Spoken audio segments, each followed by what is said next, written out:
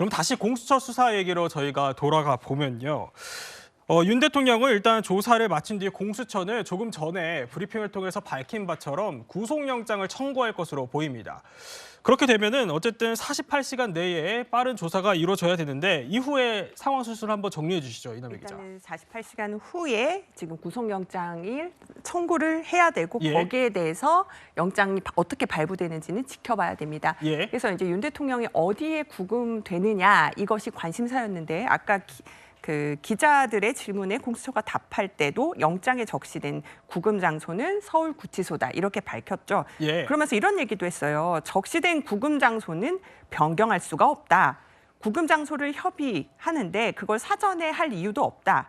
자, 관할이나 지역에 따라 구금 장소를 지정하는 거다. 이러면서 의지를 드러내기도 했습니다. 그런데 서정민 변호사, 그러니까 구속영장이 만약에 발부가 되게 될 경우에는 20일간 구속된 상태로 조사를 받게 되는 거죠? 네, 최대한 20일 정도까지 구속된 상태에서 조사를 받게 됩니다. 그래서 이제 뭐 10일이 원칙이긴 한데 이제 연장을 할 수가 있기 때문에 최대한 20일까지로 보는 거고 사실 또 이제 나오는 이야기는 과연 그 20일을 최대한으로 본다면 20일 내내 이제 공수처에서 구속 상태에서 수사를 할 것인가 혹은 또 일부 기간을 할애를 또 해서 검찰에서 이제 조금 보완되는 그런 수사들이 진행될 것인가 이런 이야기들도 나오고 있는 상황인 것 같습니다. 그러니까 공수처가 20일을 혼자 조사하지 않고 검찰과 나눠서 조사를 할 수 있다 이런 건가요? 네, 그렇습니다. 사실 이전에도 얘기가 한번 나온 적이 있는 것 같습니다. 그래서 아무래도 이제 공수처의 인력보다는 검사나 혹은 검찰 수사관의 그런 뭐 경험적인 측면에서 분명히 더 풍부한 그런 경험을 갖고 있기 때문에 이 부분은 조금 기간을 나누어서 조사가 진행될 수 있지 않나 이런 이야기들이 예전부터 나오고 있었던 걸로 알고 있습니다. 그래서 뭐 앞으로 상황을 지켜봐야 되겠지만 그런 방법도 뭐 고려할 수 있지 않을까 이렇게 생각이 듭니다. 그러면은 이 부분을 놓고도 여야에서도 셈법이 또 다를 수도 있을 것 같아요. 박미영 대변인 보시기에는 공수처가 혼자 조사를 해야 한다. 수사권까지 본인들이 가져갔으니까. 검찰에 의지하지 않고 혼자서 조사를 해야 한다 이렇게 보세요. 어떻게 보십니까? 그러니까 사실 공수처 같은 경우에는 내란죄 수사권이 없기 때문에 공수처가 내란죄라는 것을 뭐 확신을 한다라고 해도 기소를 하려면 결과적으로 검찰을 또 거쳐야 되지 않겠습니까? 그렇기 때문에 변호사님 말씀하신 것처럼 좀 검찰과 수사 협조를 하는 것이 좀 발빠르게 기소를 하려면 필요하다라고 판단을 할 수 있을 것 같은데요.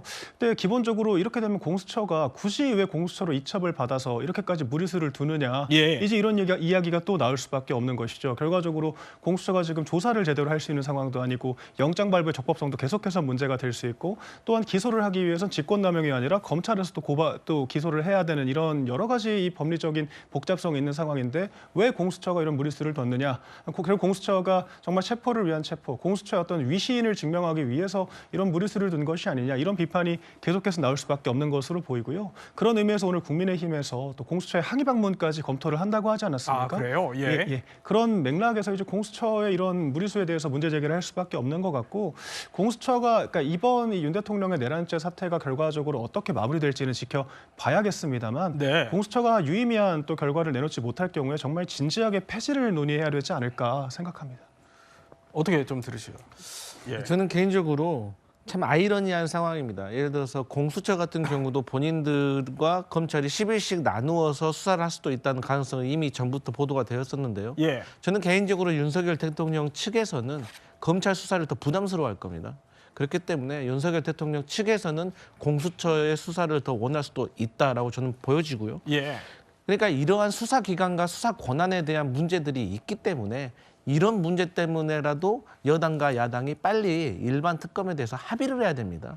다행히 국민의힘에서 일반 특검과 관련해서 자치안을 마련을 한다고 하기 때문에 저는 여기에 대해서 여야가 전격적으로 합의를 해가지고 일반 특검을 출범시키는 것이 저는 정당하다. 그렇게 되면 뭐 중앙지법이니 서부지법이니 뭐 공수처가 뭐 권한이 있니 없니 능력이 있니 없니 이런 문제 다 해소될 거라고 생각을 하기 때문에 이제는 좀 정치의 어떤 영역으로 넘어온 것이 아닌가 그렇게 보여지기도 합니다. 그런데 이 부분 살짝 좀 저는 의구심이 있는 것이 그러니까 애초에 공조본이라는 거는 왜 꾸렸을까? 있을까? 이제 예. 이런 의구심이 듭니다. 그러니까 공조본이 결과적으로 공수처와 검경이 모두 참여하는 조직인데 여기서 수사관 할 건 문제가 해결되지 않으니까 특검을 거기 얹어서 하겠다라는 것은 전 이게 배보다 배꼽이 더 큰 좀 불필요한 전 행정이라고 생각을 하거든요. 그러니까 특검이 공짜가 아닙니다. 수백억이 들고 이 검사를 최소 특검을 100명을 임명하겠다라고 하고 있는데 왜 이렇게 저희가 좀 이 특검의 취지를 벗어나는 이 무리수를 둬야 될까?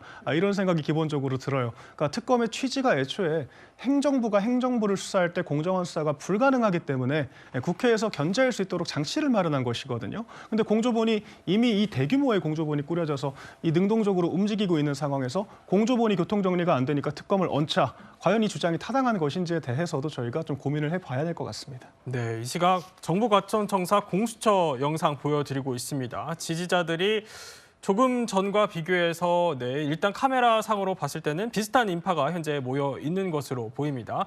태극기도 보이고요. 윤 대통령에 대한 조사가 조금 전에 다시 재개돼서 계속 조사가 진행 중인 것으로 전해지고 있습니다. 박근혜 전 대통령 때는 21시간 가까이 조사가 이어졌다라고 했는데 묵비권을 행사하고 있는 현재 윤 대통령에 대한 조사가 얼마나 걸릴지는 더 지켜보기로 하겠습니다.